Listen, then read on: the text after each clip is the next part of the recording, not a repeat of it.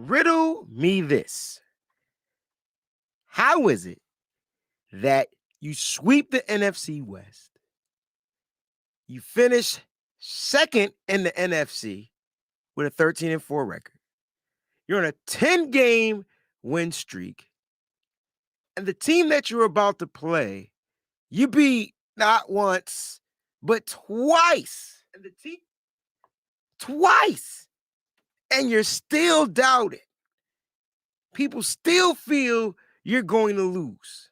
Welcome, everybody, to the Wild Wild West. It's the 49ers. It's the Seahawks. It's the preview show right here on the Wayne Breezie Show.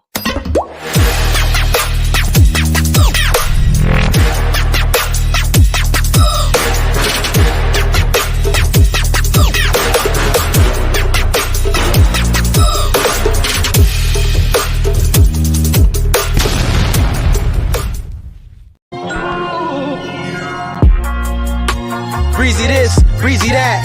They know I'm gold-blooded. I got the Niners on my back, you know. Breezy this, breezy that. Ain't nobody working like Breezy, and that's a fact. Overmotivated is an understatement. Gold-blooded to the core, got your squad hating. Breezy make it look easy. Breezy on everything like 05067 Wheezy. This is not a gang. Yeah, we faithful in every way. And even though we on the East Coast, very loyal to the Bay. Heavy red and gold every day. And if you really a Niner fan, I know you can relate. Applying pressure with this content like Smaller Bear. We not accepting no slander about Trey, so beware. I stay in exclusively Niner hats. And I always tell the truth, this exclusively Niner facts. Breezy this, breezy that. They know I'm gold-blooded. I got the Niners on my back, you know. Yeah. Breezy this. They know I'm gold-blooded. Got the Niners on my back. Got the Niners on my wall. Got the Niners everywhere. You feel me? What's going on, everybody? It's your boy, Wayne Breezie. Thank you so much for tuning in to the Wayne Breezie Show. Round of applause for everybody out there. Woo! Y'all looking good. Y'all looking good. Looking good. Hey, shout out to all the members. I see you guys, man. Y'all loaded in here. Boats, you was number one in here, Boats. You get the air horns today, baby. Number one for my man Boats, man. Eddie G's in the building. Jacqueline Knox is in the building. 49er Jeff is in the building. My man Jerome is in the house. Christy Marie, I see you. Peachy's in the building. Oh, everybody. Whoa, we got peoples all over the map. That's what I'm talking about. Look, it's one more day to closer to the game day. Like that's what's most important. Like one more day closer to game day. Niner Cali boy, I see you, baby. What's going on? Dion from Niner Gang Podcast in the building. Tony Montana in the building. I see everybody putting their score predictions in here. They getting it in mad quick, mad easy. I see y'all doing. I ain't mad at y'all. You know what I'm saying? Listen, if you're not already a member of the channel, go ahead and join right now. Click that join button. Become a member. I want to see your name pop up in the color as well. Shout out to everybody else out there as well. Thank you for all the subscribers. Make sure you hit that like button. We got a really, really, really good show for you guys today. It's going to be short but sweet. Going to invite some of you guys on here. I'm going to put the link out here. I'm going to get your key matchups, going to get your position battles, and you're going to give me some game day predictions. Yes, game day predictions right here on the Wayne Breezie Show. I'm a little too excited. Let me simmer down just a little bit.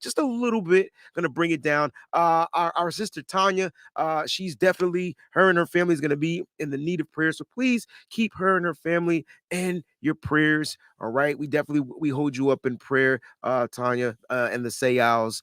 We are sorry for your loss. And we love you. We just want you to know that we're here for you. And if there's anything you need from your boy Breezy and the Nitty Gritty Niner family, we got you. All right. So we'll be reaching out to you very shortly. I'm going to have Miss Debbie reach out to you. If you're not watching, hopefully you'll be able to get a chance to watch at some point, but we'll definitely make sure we make contact. But please keep our sister Tanya and the Sayals in your prayers. All right. Please keep them in your prayers. Super important for me and them as well. All right. Like I said, we got a great show. It's time to preview the game. I had to start the show off hot because it was more like, dang, yo, like we I still got that post nasal drip. We still doubt it, man. And it's cool. I think it's really cool that the 49ers are doubted. I think that's the thing that they need to continue to play with the fire that they play with. VZ, what's going on? And the chips on their shoulders, right? Because the 49ers are playing lights out football. We'll get into some 49ers news, but first, let's go ahead and get through the formalities. Breezy this, Breezy that. It's on all musical platforms. Go ahead and download it. Make sure you're streaming it. Do whatever it is you got to do to support us. We truly appreciate it. Shout out to Lake City Fresh, the originator, none greater Lake City drop that ish. All right, shout out, man. It's Apple Music, Spotify, Google Play as well. Like I said, you could download it probably for 99 cents. You can, if you have a streaming service, make sure it's in your streams and make sure it's on your device. All right. Don't forget to like, comment, subscribe right here on the channel. Listen, we are at 1,900, over 1,900 subscribers, and we're about 82 away from 2K. Let's see if we can get to it by Saturday. 82 from 2K. If we do, I'm going to give something away the moment we hit 2K. All right. We'll do a show and I'll definitely be giving something nice away. Let's get to that 2K. All right. Let's do it. But don't forget to hit that like button, leave a comment. And don't forget, if you're not already subscribed to the channel, please subscribe to the channel as well. Don't forget, the podcast is rolling. I want to get those listens up. So I tell you what, after the show, give yourself about an hour or two. Go ahead to your Apple podcast, your Spotify podcast. Make sure you got the show on, download it to your device, and give it another listen. All right. If you like what you hear, listen twice. It's always good to listen twice because you'll miss something. You ever go see the same movie over again? I mean, I don't pay for it the second time, but at least I do watch it a couple of times. You always miss something you didn't see the first time. So make sure you guys go ahead. If you're watching the show live, don't forget to go listen to it on Apple Podcasts or Spotify. And don't forget to leave a 5-star rating, all right? Join the Patreon. That's patreon.com/Wayne Breezy. I'm going to be working with my brother Mike today. We're going to try to get you another Red Light special show today before I hit the highways. I'm going to be in the air or the airways real soon, headed out to Cali. Now, welcome everybody to the Wild Wild West. And don't forget to support our partners and sponsors over there at Residency. You can go to www.residency.com. Use the promo code SF Breezy. Now, if you want to give super chats, I would truly appreciate it. They do help the stream and help the channel. But don't forget, we're going to do a super chat segment toward the end. So if you give your super chats early, I'm saving them for the end of the show. It helps with a cool little recap, all that good stuff. All right. Thank you again for tuning in. All right. It's going to be a great weekend, guys. It's going to be a wet, rainy weekend. Wet and rainy weekend, right? That's what the forecast. What's the latest on the forecast out there in California? All our Californians out there that live out there, I'm sure you got the weather app. What's it looking like for Saturday? I'm just curious. Saturday, 1:05 p.m. or was it 1:35 p.m. Eastern Standard Time? Is it still like 90%, 100% rain? If so, it's going to rain. Now, I don't know how much it's going to rain, but it looks like it's definitely going to rain, which probably would be in the 49ers' favor. It'll be in the 49ers' favor. Okay, so let's go ahead and start the show off with that because I see my man VZ408 already starting the show off. Listen, we got to do the Madden recap. All right, so the Madden simulation. Okay, you're gonna be mad at this. All right, so let me just break it down what happened because it's a long show. So if you're gonna go back and rewatch it, all right, which I encourage you to go back and rewatch it. Show's already over almost 3K, right? 49ers defeated the Seahawks 10-7. So when you guys are doing your score predictions, right? I want y'all to not look at the score, but pay attention to the spread of it. Like it's just a 3-point games. Possibility it's going to be a close game. I don't know. It's what Madden is predicting. Now, there were two versions of it. I'm going to keep it 1,400%. Miss Debbie says a 94% chance of rain. Good gosh. I'm going to keep it 1,000%. Okay. What had happened was the game was playing and it was just it got frozen and stuck on my start button. And then I couldn't, and then since I couldn't unstart it, I just went to quit the game, and then we just restarted it all over. That's all. It's like we had to restart over because it wouldn't unstart. Something was wrong. Something happened. But if you watch the beginning of the game, like you watch the first part of that stream, Yo, Brock Purdy ran the ball 10 times. He had 2 fumbles for touchdowns and 5 fumbles. I ain't never, ever seen a game cheat like that. So what had happened was I hit the start button. I needed a pause. Sometimes, you ever see Bad Boys and Martin had to go woosah? That was my woosah moment. That was my woosah moment. That was my woosah. I had to hit the pause. I just needed a second, and then I was like, yo, why won't it unpause? Yeah, and then, but the other stuff was moving, so it allowed me to scroll down, it allowed me to quit, and then the game reset. And so when we reset the game, we changed up one little thing. We just switched to live playbooks. I'm telling you right now, if you're gonna do any type of live streaming gaming, make sure you switch, especially Madden, hit the live playbooks. That had to be the answer. There was still some quarterback runs in there, but it wasn't 10. It's like 2. It's way better. All right. It was 2. All right. So did that. 49ers ended up defeating the Seahawks. Okay. They ended up defeating the Seahawks 10-7. 3-point game. It was crazy. And the 49ers had to come back and win. They were winning 3-0 the majority of the game. They let the Seahawks go and score a touchdown. And then CMC says, not on my block. All right. Not on my block. Good news for 49ers. The accolades are just trickling in, right? Like you're looking at these accolades, you're like, yo, this team is balling. I'm loving it. You know what I'm saying?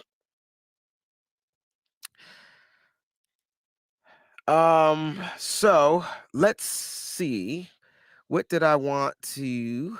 All right. So NFC Offensive Rookie of the Month, Brock Purdy, and running back Christian McCaffrey is the NFC Offensive Player of the Month for December and the month of January. They did January already, but it's probably because it's the end of the season and then the playoffs start. So yeah, that's why you probably get the January, even though it's mid-January, it's almost mid-January right now. Season has ended, regular season's ended. But this is amazing, man. Round of applause to these guys. Round of applause. Round of applause. Round of applause. These guys are balling. Look, this is why I keep saying, like, we were having that Brock Purdy conversation all week long, man, right? Like, should he be offensive rookie of the year? And everybody's like, no, but look, man, he's the Pepsi guy twice, like the Pepsi Week player twice, right? And then all of a sudden, now he's the NFL's rookie of the month, offensive rookie of the month. Come on, man. Kid is out there balling, man. We got a new member to the channel. Get your air horns ready. Shout out to my man, Wade Young, who became a member today. Wade, I appreciate you, man. Thank you so much for not only subscribing to the channel, but for joining and becoming a member. I promise you, you will enjoy every bit a part of your membership, man. Wade, enjoy the chat. They are the best daggone family members that I've ever had. All right, I can tell you that right now. They'll keep you safe. Hope you're a Niner fan too, by the way. If not, it may be a little problems going in there, but they're welcoming you to the family right now. I see a lot of you guys out there saying some stuff that I just don't want to see, but I kind of believe it. Like the game might be close and things like that. You know what I'm saying? It's crazy. You know what I mean? Just crazy. Let's talk about this. So Adam Peters declined to meet with Tennessee Titans and the Arizona Cardinals or whatever the other teams. It was a couple of teams, so definitely was the Tennessee Titans, right? The question is why? Like why? Now Tim Kawakami interviewed him from The Athletic. He was able to interview John Lynch. And John Lynch John Lynch said Adam Peters is declining general manager interviews. Somebody 49ers headquarters asked John Lynch if this means he's leaving. John says, no, I'm good. Lynch said yesterday, chuckling or whatever. There's more to it. It was more like, I don't know. We don't know. Here's my take on this, right? I just feel like D'Amico Ryans, Adam Peters, my man Ron, like right now, they ain't thinking about a new job. They're not thinking about going somewhere right now. Now, I'm not saying that that's how they feel. I just know right now at this moment it's only about the quest for 6. Speaking of the quest for 6, It started right here on the Nitty Gritty Niners Talk Show. So please make sure when you see Quest for Six out there that you guys make sure that somebody's giving credit to your boy Wayne Breezie right here and the members of the Nitty Gritty Niners Talk Show, because that's where Quest for Six even originated. I had a friend that sent me a hoodie sweatshirt that has Quest for Six because he heard it on the show. That's how I know it originated here. And I'm seeing a lot of people starting to use it out there. A lot of famous people talking about they never heard that before. So just make sure y'all let them know that, the Take Six started right here. All right. Quest for Six is one thing. It's all about taking six right now. Because remember, we were talking about, hey, remember the group Take Six? I think that's how it came up. And they were talking about Quest for Six. And I was like, oh, I don't like that anymore. Let's take six. You know what I'm saying? So make sure you guys let everybody know when you hear Take Six, it started right here. It originated right here from the Quest for Six. That's what it started off. Kind of got boring because we had the Quest for Six twice and then we lost. So I was like, how about we just go out here and take six? You know what I'm saying? And I got that from the group. My man Claude McKnight, Take Six. Sing a little something. You know what I'm saying? But Adam Peters' decline, I think, is all about taking six right now, right? They're looking to get this title, seal the deal. Because the 49ers have come close. With the Kyle Shanahan and John Lynch regime, they've come close twice. Once in the Super Bowl, once to the NFC Championship. And this just may be the best freaking year ever for the 49ers. All the 49ers got to do is go out there and execute. That's it. Go out there and execute.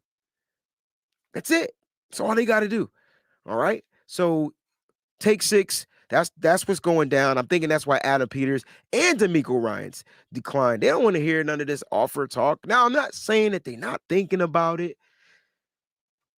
But don't you like the fact that our coaches aren't sitting here like thinking about, hey man, where I'm going to work next? What's the number you trying to give me to be this job? Some coaches are like that. Some coordinators are ready to move on. But I like the fact that, you're hearing these declining offers and things like that, for the 49ers and stuff like that. So it's good because they about one thing, taking six. And with the way that the media is going on out there, you know what I'm saying?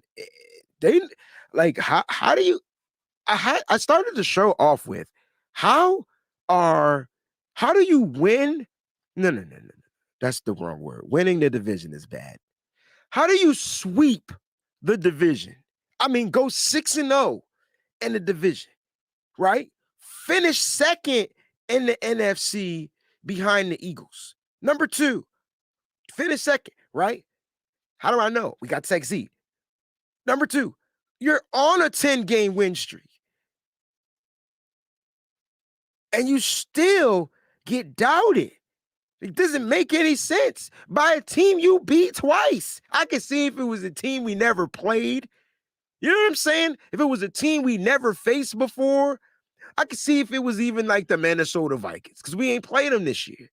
I could see if it was the Philadelphia Eagles because we didn't play them this year. But we played the Seahawks. Now, I'm not saying it's going to be a cakewalk game. That's not what I'm saying. What I'm saying is show the Niners a little bit of respect. They can't be the Rodney Dangerfields of the NFL. They just can't be, right? I don't know.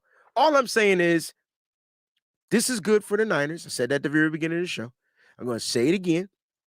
Really good for the Niners. And here's some reasons why it's good for the Niners, right? So when I look at the 49ers practice report, all right, I already know that Jimmy Garoppolo is not going to play. Looks like Ambry Thomas did not practice yesterday as well. But Eric Armstead, Aaron Banks, Demetrius Flanagan-Files, Dre Greenlaw, Javon Kinlaw, and Christian McCaffrey were limited. I'm going to start with those guys right there, all right? Let's start with Eric Armstead, Aaron Banks, Demetrius Flanagan-Files, and Dre Greenlaw, Javon Kinlaw, Christian McCaffrey. Number 1, I already know Christian McCaffrey is going to play in this game. I know Eric Armstead is going to play in this game. I know Aaron Banks is going to play in this game. I know Dre Greenlaw is going to play in this game. And I know Javon Kinlaw is going to play in this game. The only person I'm question marking around is my man DFF. But guess what I know?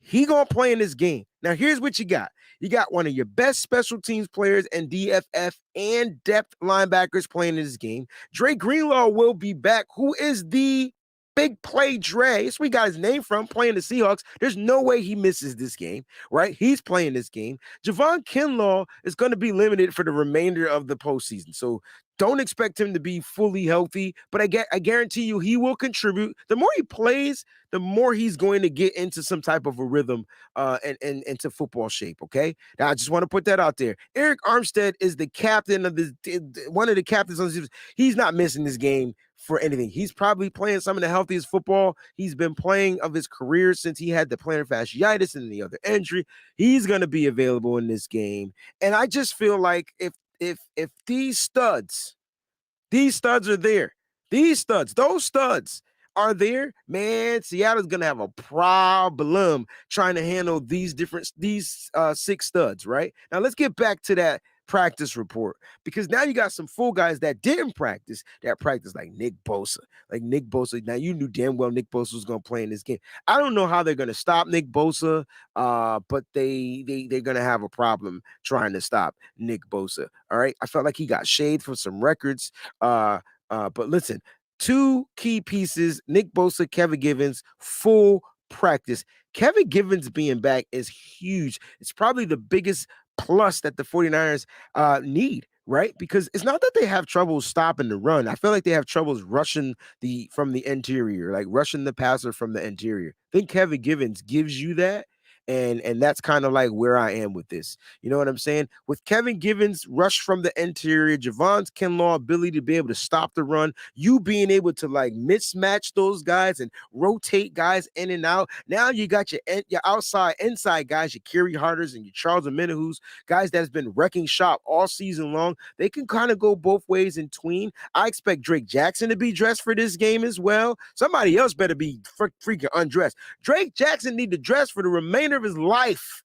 Stop undressing him. Stop telling Drake making him inactive, please. Am I the only one that thinks Drake Jackson should just be active every single week? Can't be. Don't forget to participate in the poll question. It's a scoring poll type of a question. I want to know what you guys think. The 49ers, can they get to 30 Purdy against the Seattle Seahawks? Can they get to 30 Purdy?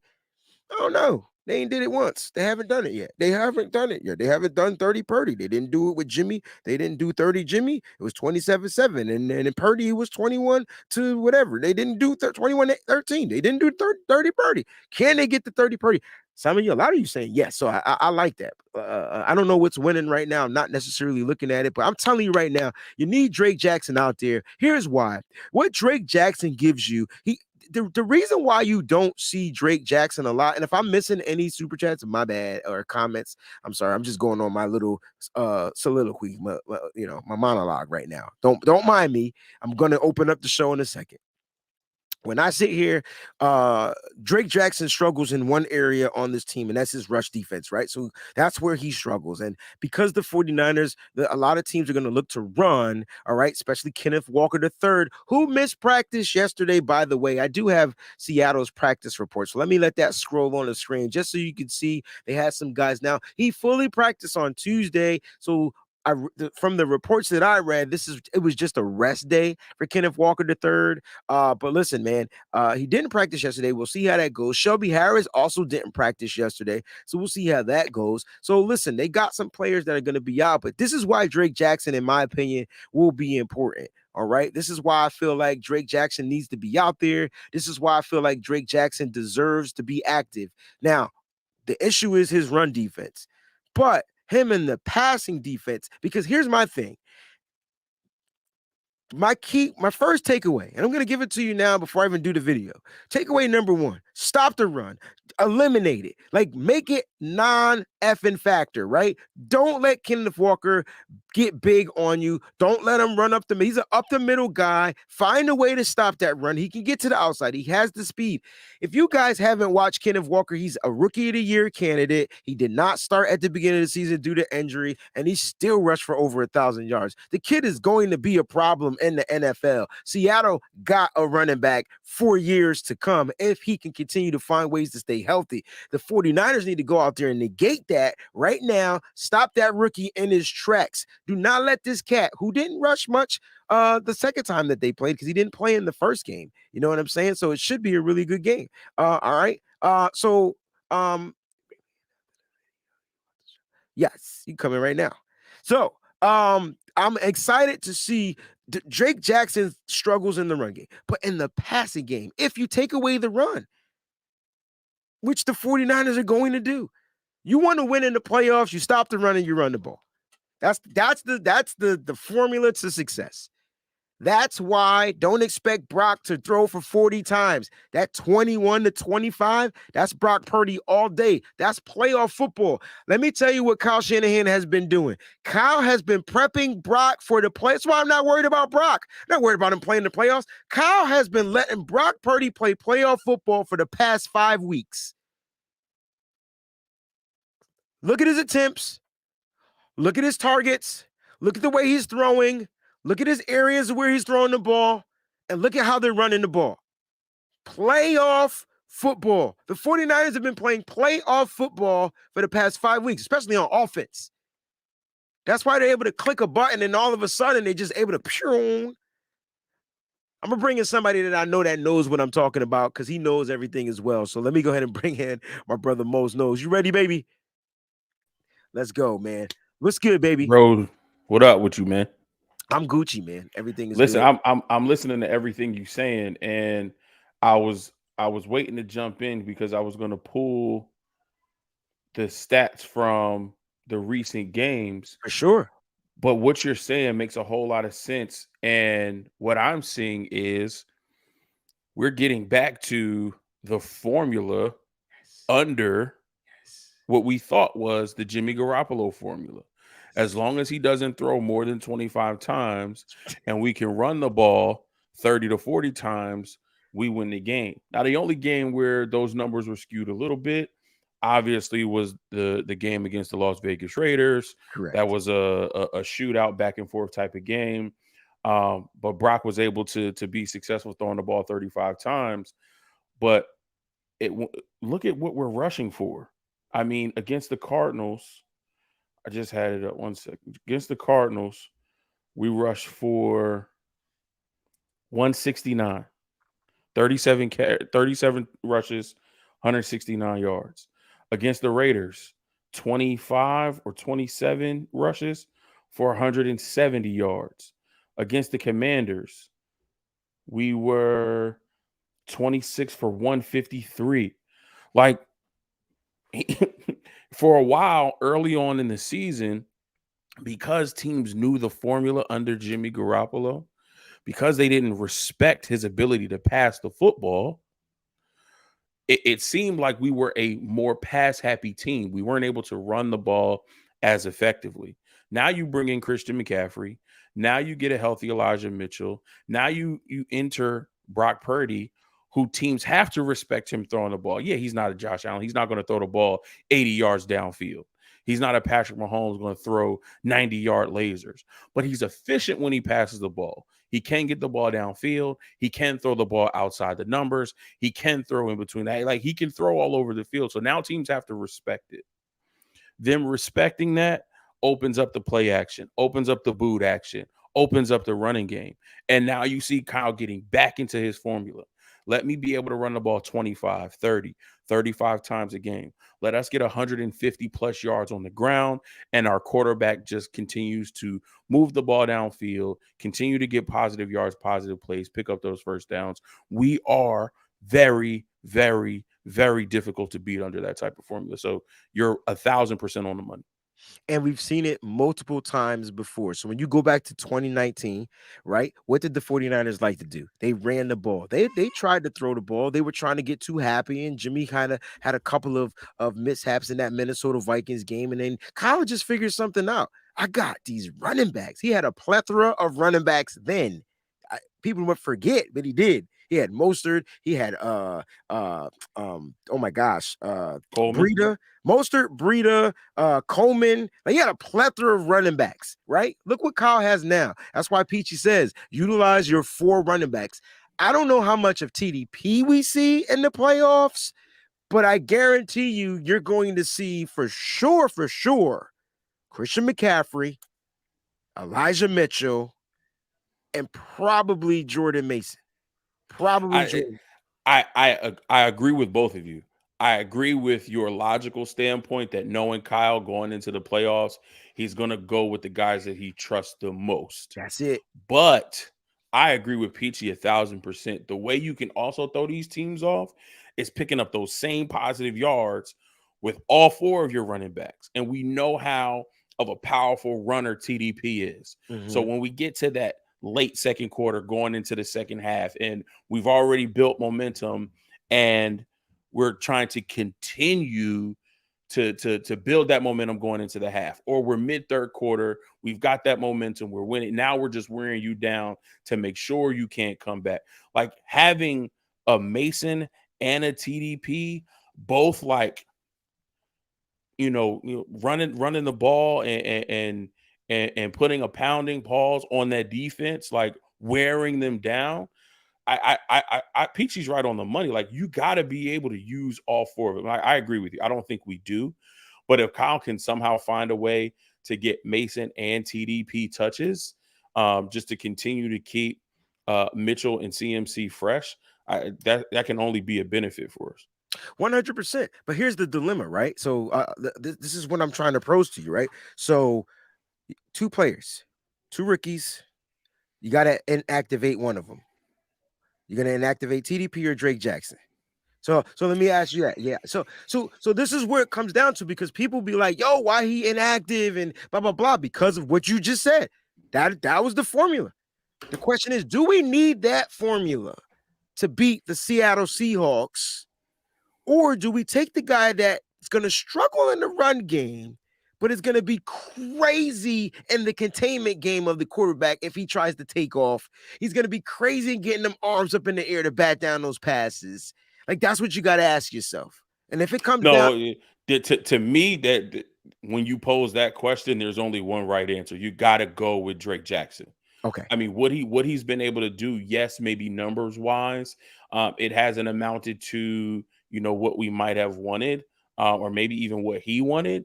But Drake Jackson is a difference maker on that field. His athleticism off the edge, it can only be matched by maybe Nick Bosa on this team. I like, all of our guys on that defensive line, but as far as athleticism and what he's able to bring, like you said, getting his hands up in the quarterback's passing lane. So you could throw the 3rd rookie in there. So he said, get rid of Danny Gray, and now we even. Now we keep even. TDP and Drake Jackson and get Danny Gray out of here. I mean, that could be. So I'm telling you, all right. So I like that he brought this up. Shout out to Anthony. He brought this up because what's going to happen is one of these 3 rookies is going to be inactive. Now the question is, Kyle is starting to use Danny Gray in the run game. He's trying to get that speed around the edge. Do you want that speed around the edge, or do you want the ground and pound with TDP? Because you know what I thought TDP was going to bring to the 49ers this year, bro? I know he's a rookie, but the only reason why they drafted him, bro, in my opinion, was because the motherfucker could break tackles. Am I wrong? Like, that's what he was known for. No, when I put together the highlight video, most of the clips that I have of TDP is him getting to the second level, running over a safety, and then taking it to the crib. Now, I knew it was gonna be a little bit more difficult. It wasn't gonna be that easy. I know, but like, he was supposed to be that battering ram. Like, he was supposed to be the one that, like, lower his shoulder, run a couple guys over, and then get that additional 5-6 yards. Yeah, like he go down. He go down. So, ladies and gentlemen, that's the difference between college and NFL. I just want y'all to understand. Like, it's like you ever go to the gym and you about to start a weight workout regimen, and you're strong, but then you get in there and you see people that's been doing it for 3 to 6 months, 7 months, 2 years. That's the difference. That, The that's how NFL that's players. how I feel. That's how I feel with one of my homies, Jared. We call him 007. He country strong. So I get in there. I'm like, I'm doing my thing, and then Jared come in here one hand. I'm like, hey, man, go home, dog. Like, get out of here, That man. just be pissing me off too, yo. Just I come be in like, here with just one hand, like come on, bro. You're too strong for this, dog. You don't need to be here. I can't with you, man. I can't with you. Oh man, you took my analogy and made me laugh. That's what I'm talking about, bro. But that's how it is. So it's gonna be super interesting. I'm not saying I'm right. I don't know I don't understand the mind of Kyle. I'm just thinking of we're talking about the Seattle Seahawks. We're talking about what they're strong in. They're strong in the secondary. I feel like that's their thing. Do we go with more running backs? Do we go with more of the ground and pound game? I really feel like the formula to win in the playoffs, period, is finding ways to run the ball. So you can do everything you said. Defensively, you got to stop the run. Why is it that I'm more concerned about the run than I am DK Metcalf most in the passing game? Why? Why am I more concerned about Kenneth Walker III, bro?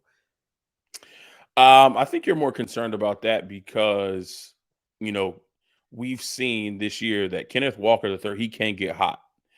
And if Seattle is able to run the ball effectively, that means they're able to sustain drives. And if they're able to sustain drives, that means our defense is on the field longer and our offense is on the sideline. So I would agree with you. I think, DK Metcalf, as explosive of a player as he is, yes, he can make game-changing plays. I think we saw in 2 games that when you put Mooney Ward on him, it's not an easy day for him. It is not a walk in the park. Like, he's going to really have to show up, and Mooney Ward can get in his head a little bit. So, we talked about, eliminating DK. We talk about eliminating DK from an emotional standpoint, but I think from a football tactical standpoint, the focus should be on eliminating the running game with Kenneth Walker. Because him being able to run the ball positively also opens up Geno Smith being able to run the ball positively. There it is. And that's why the ability to take away the run is huge. All right, so first and second down, what's your defensive front looking like? Give me your front line, man. First, second, and then let's say it's a third and medium, not even the third and short or third and long. What's your front looking like? Who you starting? Basically, what I'm asking. I knew you knew that, but people out there might be like, "What the hell is he talking about?" Yeah. So my front, obviously, we have our linebackers. If we're coming out in our normal front, 4-3 look without the nickel on the field, that's Fred, that's Dre, that's Aziz, Bosa, Armstead. If Givens is 100%, Kevin Givens. He's full practice, bro. That sounds like me. And then Ebukam at the other end. Okay. I feel like third and medium,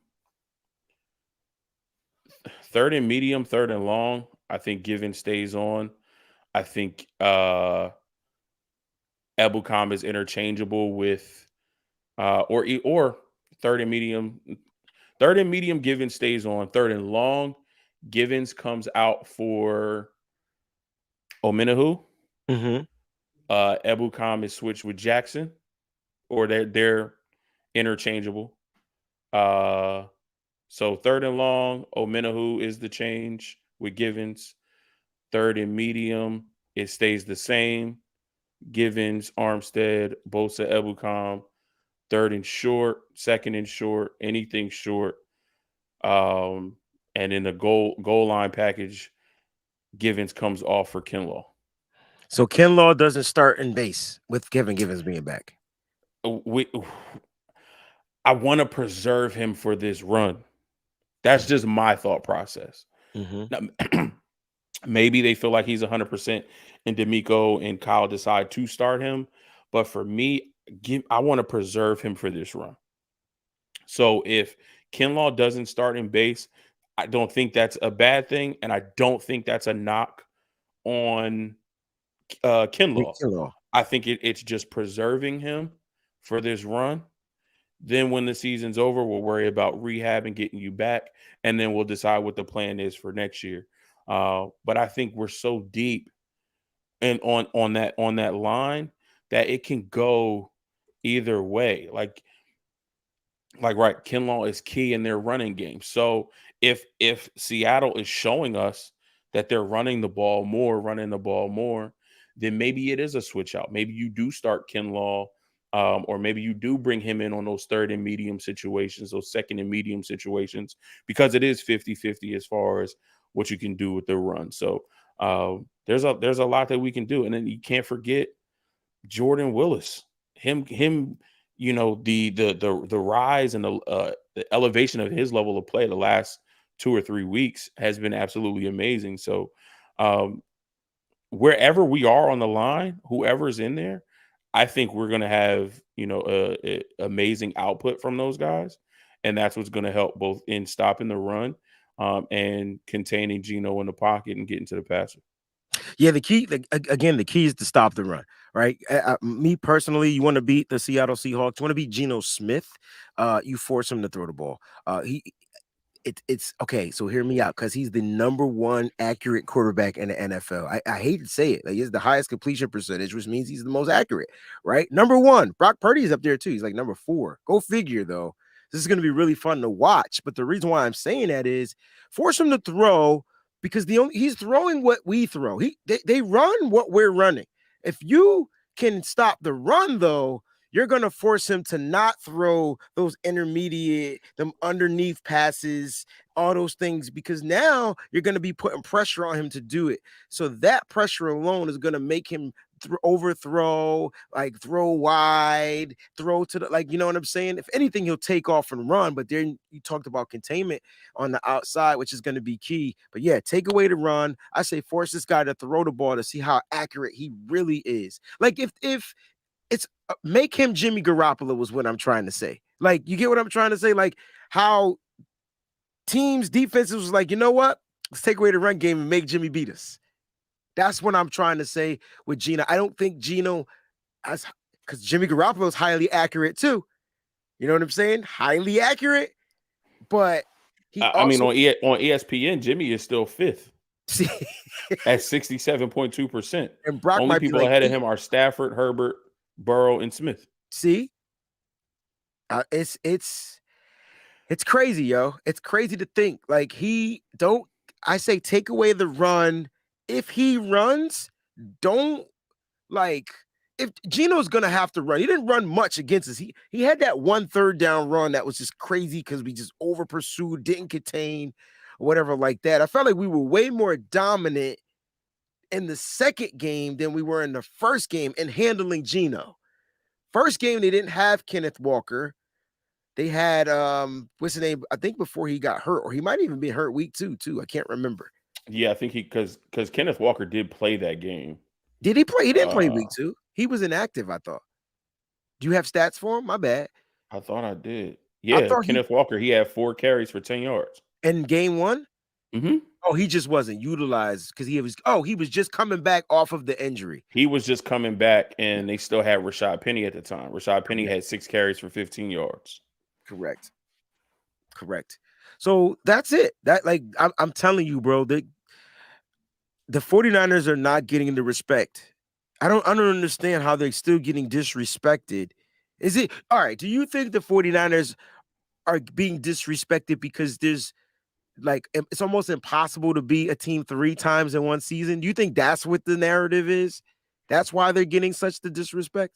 Well, I think Fair laid it out beautifully, on Monday, where there's this perception that when you face a team 3 times that you don't beat them the 3rd time, when actually the percentage is actually over 50%. I can't remember the exact number. It was in the 60s or maybe even 70s. Mm-hmm. And then he said that number goes higher when the home team, for the home team in that 3rd game, the percentage goes even higher in that 3rd game for the home team. So, yes, you're playing somebody who knows you inside and out. You're playing someone who prepares for you twice a season, who prepares for you in the off season, because everybody's ultimate goal is to win the division. Um, Got you. I do feel like in this scenario, this possibly has, you know, some aspect to it. I feel like if Jimmy Garoppolo was still the quarterback, I feel like maybe even if Trey Lance was still the quarterback, I feel like if it was any quarterback that was not a rookie 7th round last pick of the draft, any other quarterback, I don't think this would be an issue. You know, if we had Matthew Stafford on this team, who we were trying to go after, if Tom Brady was on our quarterback, there would be no concern about beating this team for the 3rd time in the row in one season. I feel like a lot of it has to do with, you know, Brock Purdy, his inexperience, him being a rookie, maybe us going into the game thinking, oh, we beat this team twice. You know, it's going to be, you know, a walk in the park.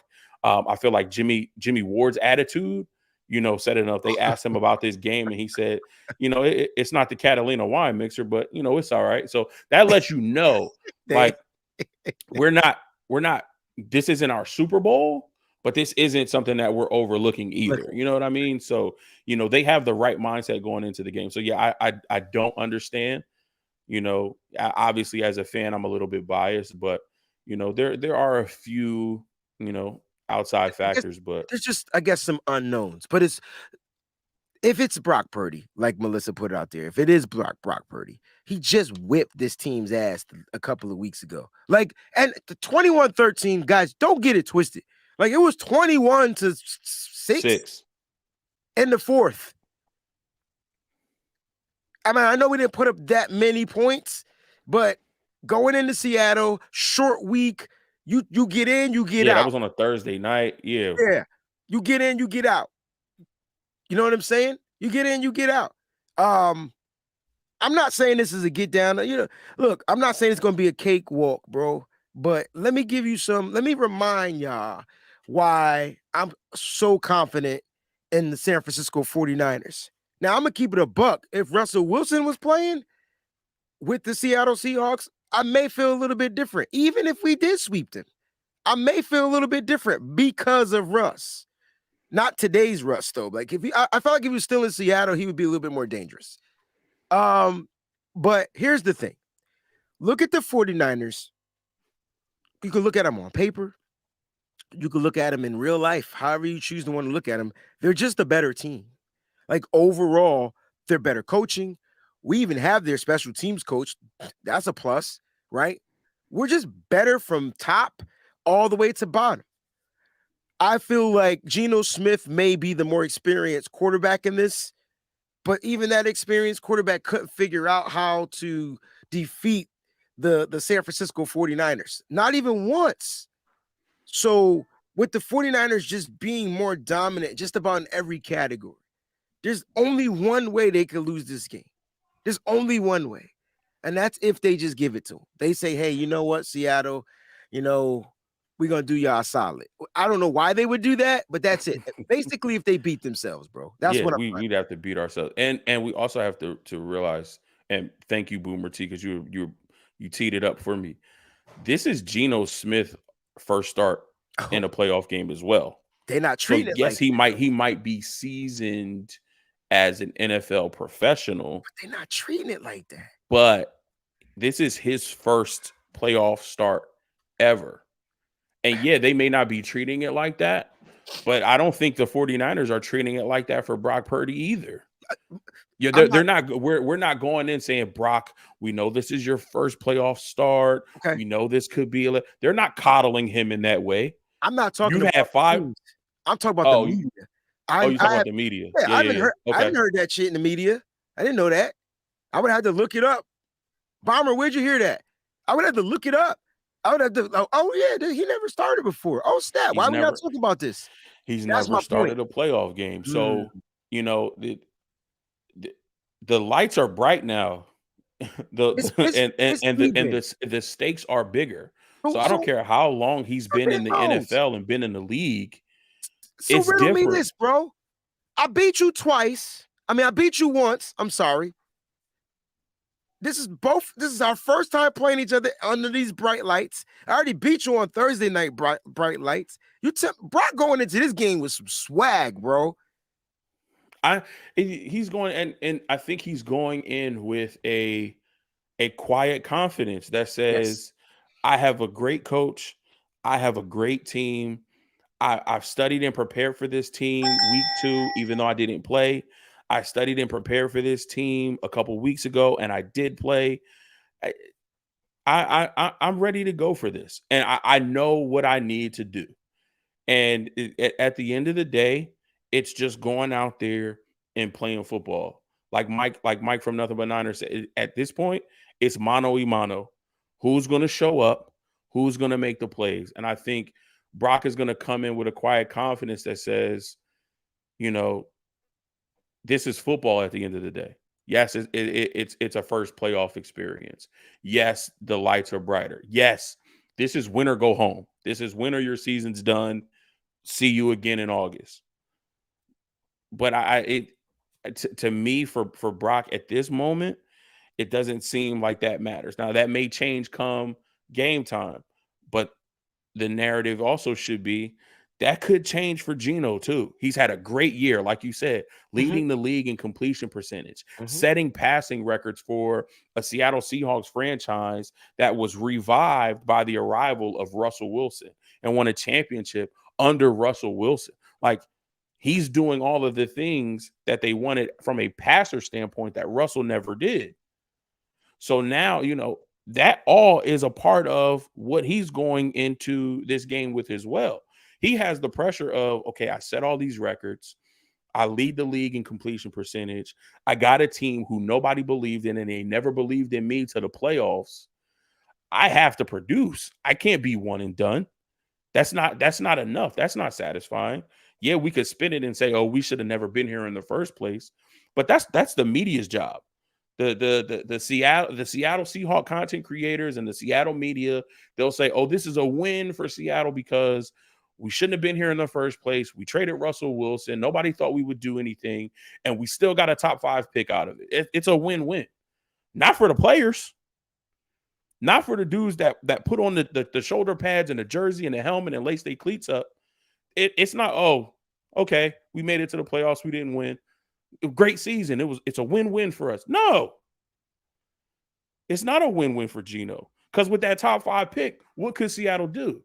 They could draft his eventual replacement. Bryce Young, CJ Stroud, Will Levis. There are enough quarterbacks that they could take one in the top 5. Fact. So this is not a one and done. This is a win-win situation for him. This is, I did all of this in the regular season. That means nothing if I don't produce now. Fact. I have to produce now. And that's pressure. Pressure. But you know what pressure does? It either bust pipes or create diamonds.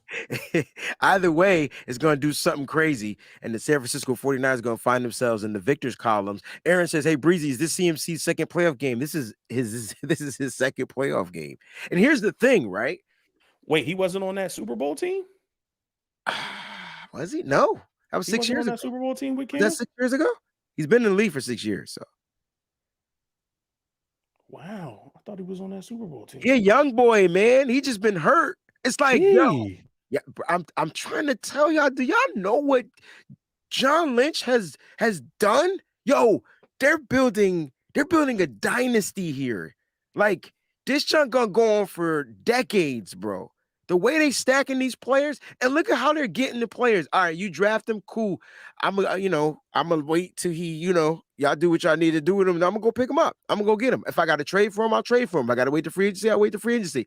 Either some way, notice how the 49ers get the players that they were scouting later. I don't know if you noticed that.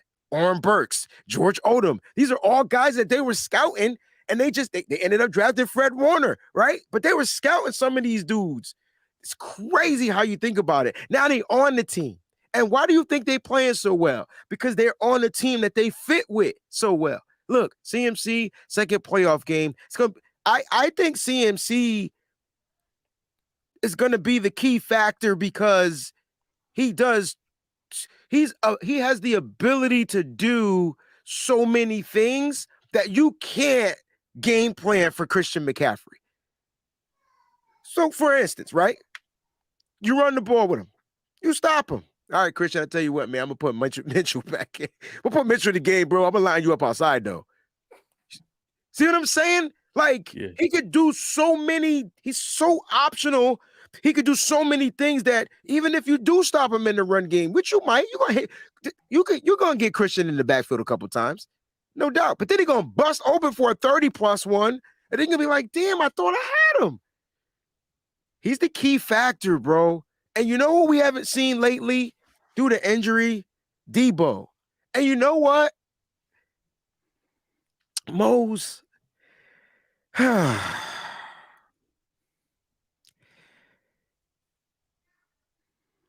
I feel like the 49ers lost the Super Bowl because they stopped giving Debo the ball.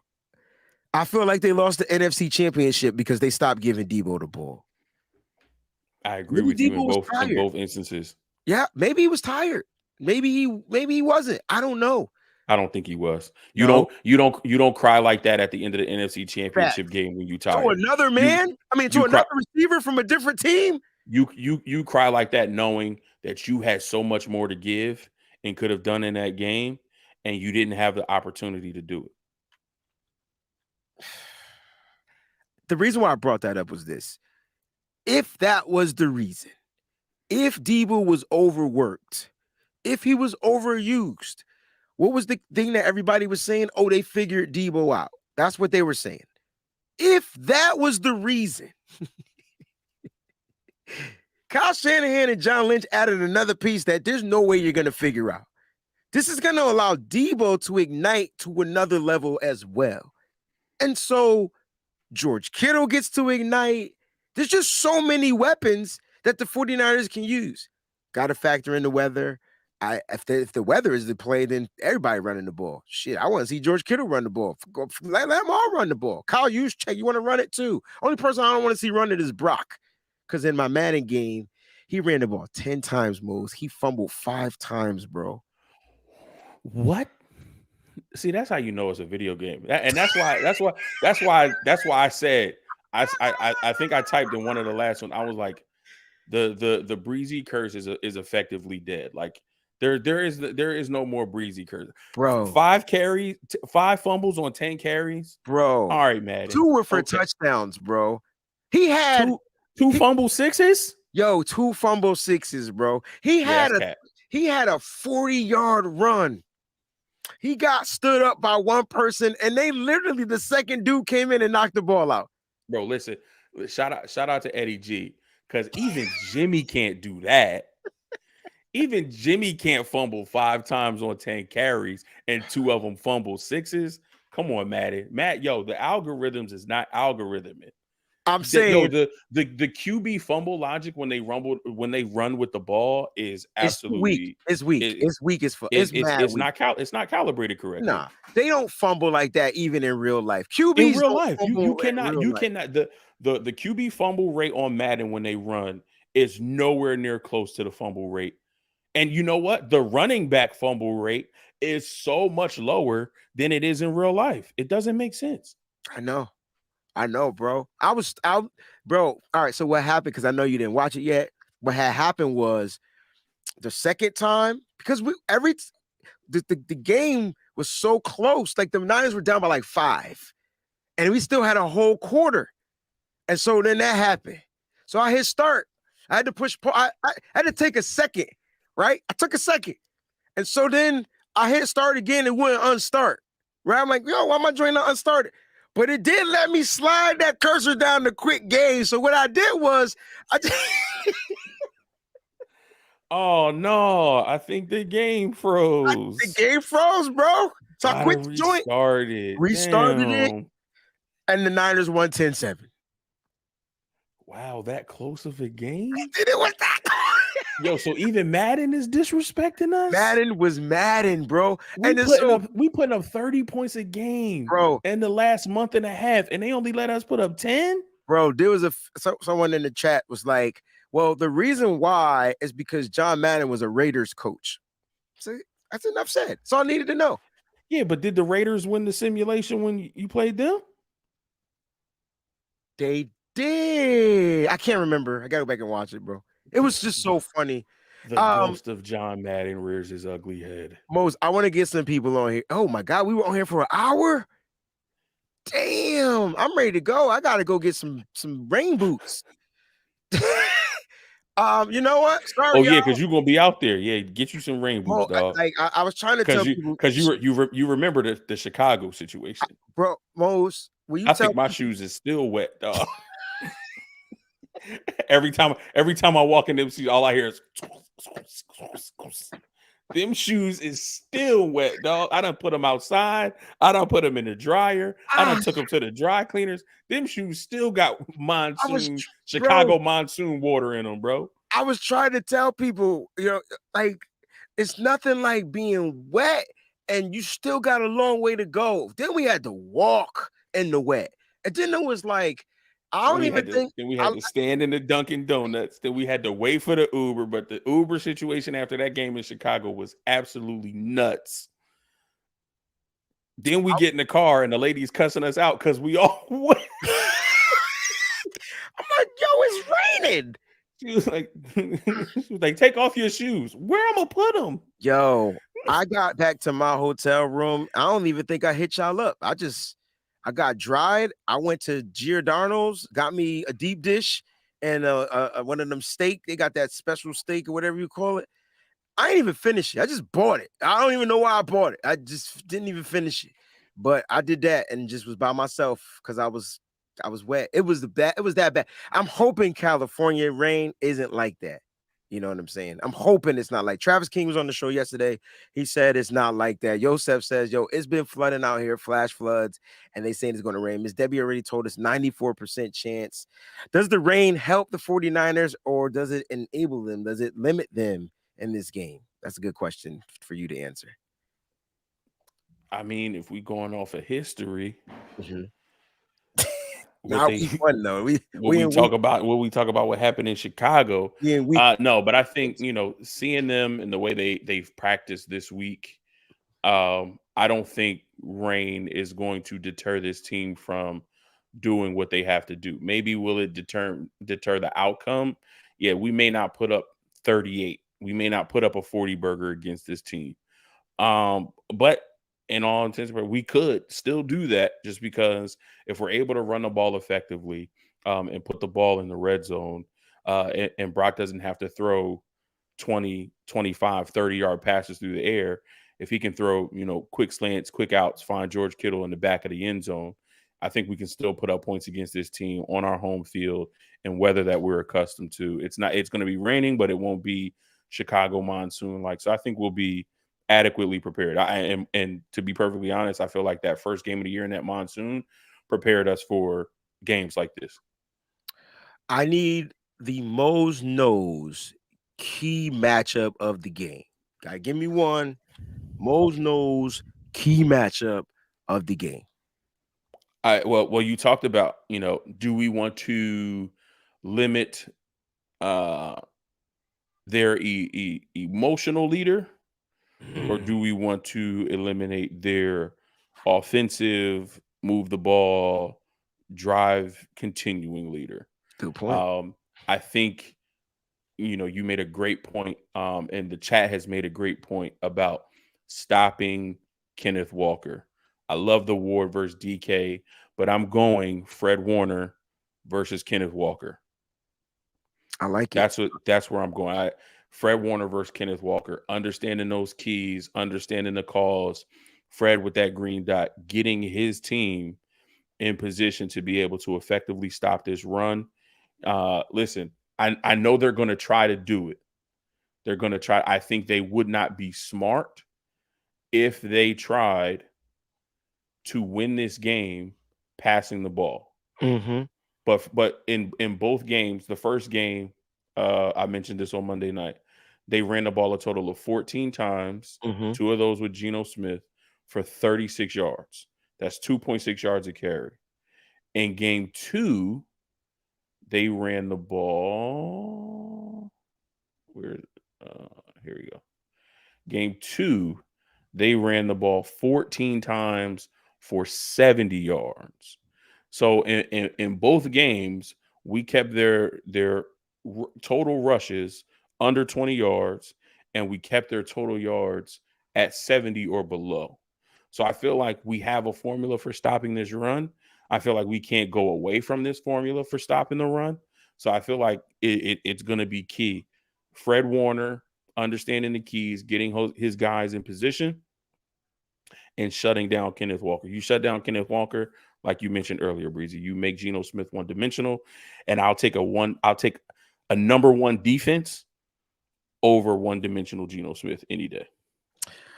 Melissa has a nice question, Breezy. Because you guys know Thursday Night Football pick 6 got called back. Because it was a penalty on Nick Bosa, wasn't it? Yeah, which we all knew was everybody and their mama said that was a BS penalty. It's so funny how they do it. I don't know if you remember this, but that's kind of when his decline started happening too, right? They started picking on him a little bit more, and you started seeing Lenore kind of like tail off a little bit, like after that. But up until that point, he was playing lights out football. I tell you what, the good thing, Melissa, I'm glad you brought this question up because I don't feel like Seattle tries to go deep. That's not kind of like how they like to play. They like to scan the field and go from east to west, just like the 49ers. I'm not saying they won't throw it deep, but if Demo's in the right spot, it's a possibility he gets another pick 6. I mean, he played it perfectly in that second game. He read the zone. He knew what was going on. He stayed in the spot. The ball was thrown. He jumped it, picked it, took it to the house. So it's a possibility. But Geno did make a mistake. So usually these quarterbacks got to make mistakes. I feel like if the pressure is there, then it's up to the defense to capitalize off of the mistakes. And if they could get into the end zone, cool. First thing, secure the ball. Mooney Ward in that video game dropped 4 interceptions, bro. The game would have been a lot crazier. There's a new Steve Young on Mutt today. Oh gosh, I ain't played Mutt in a minute. This is a good question from Niners Nation. Says, who do you think is covering Lockett? It's definitely going to be. It depends where they have him lined up. Depends where they have him lined up. If he's in the slot, it's going to be Jimmy. If he's lined up outside, that to me, if he's lined up outside, is a good strength for Demo, don't you think? Though, because they're not rushing. Lockett is not doing the deeper crossing routes. He's doing a lot of the underneath stuff, and I feel like Demo plays better like that. What do you think? Yeah, I think Demo plays better with a lot of the underneath stuff. I think he just hasn't mastered, covering that deep pass yet. We saw against AJ Green, the timing of his jump is off. So, him getting his head around him, staying in phase with the wide receiver, all of those things. He's still working and growing and trying to figure those things out. I do feel like he is better underneath, and he's one of our more solid tacklers from the cornerback position. I just think Pete Carroll he's not going to leave any stone unturned, and if he knows that that's a weakness, I do feel like Tyler Lockett has the speed. DK Metcalf has the height, weight, and speed. They're probably going to try it more than once. I think they pull a page out of 2021 Philadelphia Eagles from week 2, where they consistently tried that deep ball against Demo with Quez Watkins. Yes. And it worked for all intents and purposes, but Quez Watkins stepped out of bounds. The first one to touch the ball, that's a penalty. And then another one got called back, I think, for like an Eagles holding. So Demo got helped out, in Philly. So hopefully there is a plan just to make sure that, he's protected. But then also, as we've been saying all week, it's time for Demo to step up. Yes, we know that you're still learning, you're still growing, you're still adding, pieces to your tool belt, but it's put up or shut up time. So we need Demo to step up and elevate his level of play. I think if Demo can do that, if he can elevate his level of play and not be the weakest link on that defense, then it's really going to be a problem for whoever we face. Key position battle. So position for position. Who are you looking to watch? Who's the most nose radar on? Nick Bosa and Charles Cross. Because our pass rush lives and dies with Nick Bosa. It's Yes, we have other people who can do it, but they feed off of his energy. I feel like if Nick can get going first, if Nick can start to force protection his way, we know that opens it up for everybody else. Nick Cross is a rookie. I mean, Charles Cross is a rookie, but he's been playing pretty well. Uh, Appreciate you, Breezy, obviously, for hooking me up with the PFF. Amongst the tackles in this class, I think he's ranked like third or fourth. jeez. He has a pretty high, rating amongst the tackles in his class, the rookies of the 2022 class. So he's been playing pretty well. So I want to see that matchup.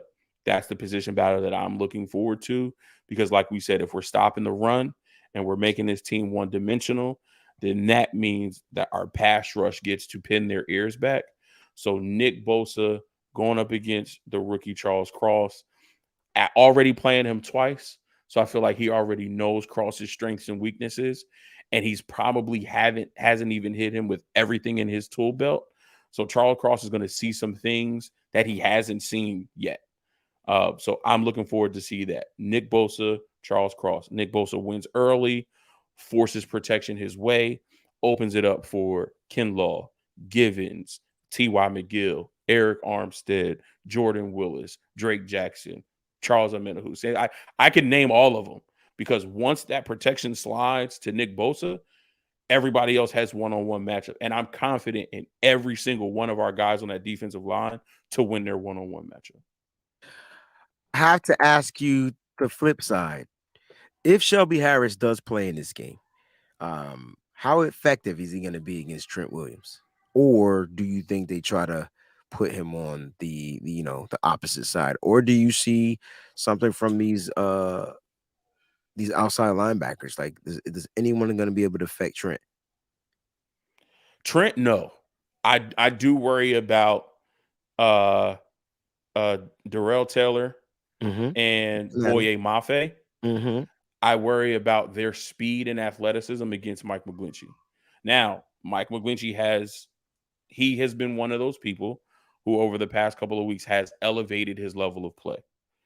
But he's still Mike McGlinchey. And until we have a more consistent level of play where he's not getting beat by these smaller, faster, more athletic edge guys, then, that's still going to be a concern for me. So Shelby Harris, not worried about it all.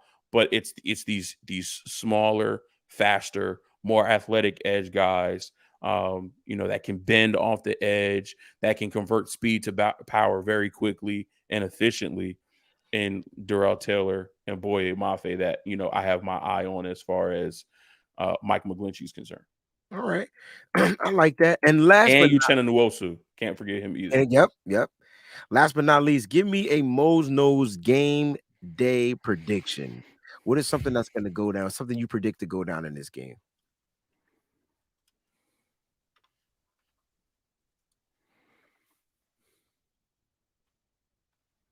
So not just something in the game, something that happens throughout the game. Yeah, not like the score result. Predict Bosa getting 3 sacks, or do you predict going against a rookie, or do you predict, Ray McLeod returning a kickoff return, or like anything? Like what's something that you think may happen realistically? Christian McCaffrey and Elijah Mitchell have multiple touchdowns. Multiple touchdowns. Yeah. So that's a minimum 2 apiece. Minimum 2 apiece. Jeez. So I'm scared to ask you your your score prediction, bro. That sounds crazy. You don't have to give it now. Yeah, I'm just scared to ask. No, I'm gonna give it now, because I was concerned about scoring more than 30 points, particularly with the weather. But if our running game is going to be as solid as I think it's going to be, and if the weather is going to force us to run the ball, if we can get into the red zone, then that means, maybe McCaffrey has a receiving touchdown and a rushing touchdown, and then Mitchell has, 2 goal line touchdowns. Whatever it is, I feel like our 2 top running backs, who we've been waiting for to be in this position, and Perfect. Peachy says someone other than Purdy throws a touchdown. Why not CMC? That could be one of the multiple touchdowns that I'm talking about. So, and listen, if he throws a touchdown to Elijah Mitchell, that's even better for me. But I feel like both of those guys get multiple touchdowns. So score prediction, I'm going to say 34-17. Okay. That's realistic. 34-17 on me. I like it. I like it a lot. Huff with the pick six. I'm gonna read some of these predictions. Peachy says someone other than Purdy throws a TD. Niner Gang Dion says I predict 3 interceptions for picks. the defense. I bet you. Yikes. Okay. Who? Let's see if we can guess the 3. Gibson, Ward, T. Git. He's been hot. Greenlaw. Which Ward? Jimmy Ward. Okay, I got T. Git. I got the safeties. I got T. Git. I got Huff. I don't got Huff with a pick in this game. I got Dre Greenlaw with the pick. I got T. Gip. I got Huff. And I got, I'm going to go linebacker as well, but I'm going to go Fred. Okay. I could dig it. Because listen, here's the thing. We haven't talked about this, but they're going to try to use, they're going to have to figure out if Noah Fant's healthy and available, he's going to get used. They got a couple of tight ends. So that's going to be for these linebackers, these safeties. It's going to be they chance to go ahead and get their paws on some of these footballs. I said footballs too. I made sure I paused and said the whole word this time. Because y'all not going to get me on this one. No, I'm just looking for some of these other predictions. Let's see what else. Oh, I like that, DeMarcus Elliott. I'll get to it. She says I predict 7 defensive turnovers. Whoa! If they do this, if we get 7 defensive turnovers, we putting up a 50 burger, yo. But then the NFC should just be like, yo, man, just let the Niners go. Let them go. Just let them. Whoever going to be from the AFC, just put them through. This is why Kali is my man. 50 grand, bro. Because it's gonna happen. I'm gonna say it till it happens. Because it's gonna happen. We haven't been geared up for the Trent Williams catching the TD, but this could be a game. This could be that game where they in that goal line situation. It's like 2nd and goal. Won't be on the first goal. They're gonna try to punch it in on the first one. 2nd and goal. No one's gonna expect it. Trent's eligible, and next thing you know, he's catching a TD for a touchdown. The good old Joe Staley. I'm telling you, it's gonna happen. Watch, just watch. It's gotta happen. A lot of this, man. Juice, my man, Chris Brown, Commanders fan, says Juice get 2 TDs. Juice with 2. Whew. Listen, he shows up playoff time. He does. He had a touchdown in the Super Bowl for us. What if Juice throws a TD? That would be fire. That would be fire. And what's crazy is we've talked about, the trick play against Arizona. We talked about Pete Carroll coming up with some type of gadget play of his own to either keep his team in it or swing momentum. What if it is Kyle? What if it is Kyle says, no, we're going to beat you to the punch and do something where Trent Williams catches a touchdown or Christian McCaffrey throws a touchdown or Kyle Juszczyk throws a touchdown? Like, I could very well see that being a part of our game plan to kind of beat them to the punch of what they were going to do and completely swing momentum our way. Ooh. Yo, DeMarcus been on fire. He got this one. Mooney with the pick 6, Kinlaw 2 sacks, and then he got Greenlaw with a pick 6 and a sack. So that's 2 pick 6s. 2 pick 6s. I like it Mooney, though. Ward, and Greenlaw. But see, I like these predictions because no one is like as bad as the defensive played the week before last. Like, people still have the confidence in this defense because they know the capability. I mean, my man, like Chris Brown, who's watching, look, Warner gonna get a pick 6. Like, you predicted that. Like, you know what I'm saying? Like, this is how dope this defense has been across the league. All pro Fred. That's what he is. All pro. He's voted by the players. All pro Fred. It was an inaugural players voting all pro list that came out yesterday, and Fred Warner was on there. Matter of fact, the 49ers have 4 players on there.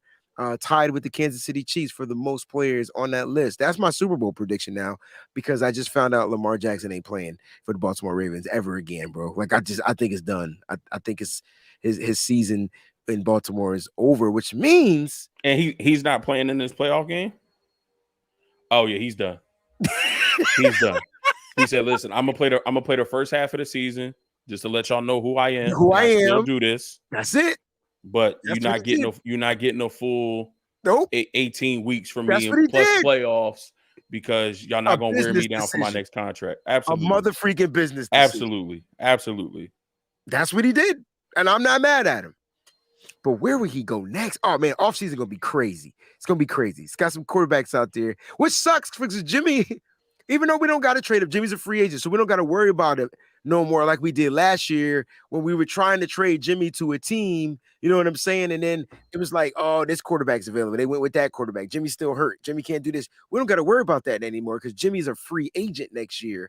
Whereas last year he was on the team and we were still trying to find a place for him to go. So listen, Mose, great show, man. Love your score prediction. Can the 49ers get 30 points this week? They haven't put up 30 points against Seattle this season. 27-21. I got to get my score prediction. So my score prediction is going to be 31-13. 31-13. I think they get the 30 Purdy, bro. It's there. It's there. 30 Purdy is there. But they only give up 13 points. I think they actually let Seattle score first. I hate to say it. It's just what it is.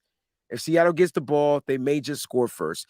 Let's get to this poll question, Mose, real quick, because I'm saying in the 30s. You said in the 30s too. So if you voted in the poll, but the poll, the faithful and everybody that voted said that 21-29 is the average, is where the 49ers are going to score their points. 21-29, which is all right because they haven't seen it. We haven't put up 30 against them anyway. But this is a new week. Yeah, this is new and this is different. This is different. And I think there's a lot of factors that go into it. I think how we went into that Arizona game and then having to getting that tightened up. I think that was a reality check for us that we cannot go into a football game like this. And I'm glad it happened the week before the playoffs because it's fresh. Mm-hmm. We know how we went into that Arizona game. We do not want to do that again. We cannot start a football game that way. So I think we'll be straight. I will predict that the 49ers score 4 rushing TDs. And Brock Purdy will get 1. All right, ladies and gentlemen, thank y'all so much for tuning in. Yo, Mose, I'm headed out to Cali, bro. Coach hey, man, safe travels. You know yes, how the weather is over here, how the weather is over there. Yes, sir. We know how the airports and the airlines like to do you. But again, we're going to pray for travel and mercies, and we're going to pray that everything is smooth there and back. So have fun, bro. Love you as always. And get back home safe.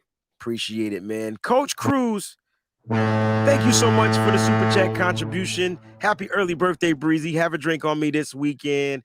I'm going to have some chicken wings on you. I'm trying to cut out the drinking. It packs on a little bit of extra calories for your boy. I'm going to enjoy some food, though, this weekend.